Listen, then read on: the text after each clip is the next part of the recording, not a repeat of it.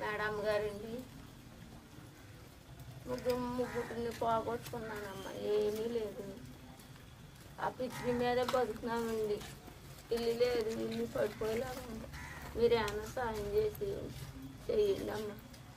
పిల్లోడికి ఆరోగ్యం మాట్లాడింది, మనోడికి మీ దయ్యండి మరి. నమస్తే మేడం, మాది బృందా చారిటబుల్ ట్రస్ట్ గోపాలపురం మండలం, తూర్పుగోదావరి జిల్లా. ఇక్కడ కనిపిస్తున్నటువంటి వృద్ధులు ఎవరైతే ఉన్నారో దున్నా వెంకన్న గారి కుటుంబం అండి. అయితే వీరు ఇద్దరు కుమారులు, ఒక కోడల్ని పోగొట్టుకుని నిరాశ్రులే ఉన్నారండి. ఇక్కడ కనిపిస్తున్న ఇతని పేరు మనవరాలతో కాలం వెల్లదీస్తున్నారు. ఓన్లీ ఇలా బతుకుదీరు ఏంటంటే గవర్నమెంట్ నుంచి వచ్చే పెన్షన్ తప్ప వీళ్ళకైతే ఏమీ లేదండి. ఇల్లు చూస్తే పడిపోయేలాగా మేడం. మా చారిటీ నుంచి, మా బృందా చారిటబుల్ ట్రస్ట్ నుంచి మాకు చేతనైన సహాయం అయితే వీరికి చేశాము.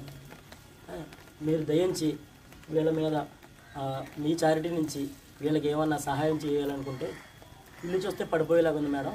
వీళ్ళకి ఏమన్నా షెడ్ రూపంలో కానీ అలా ఉండడానికి షెల్టర్ లాగా కట్టిస్తే బాగుంటుందని. ఆరోగ్యరీత్యా ఇతనికి కూడా బాగోదండి.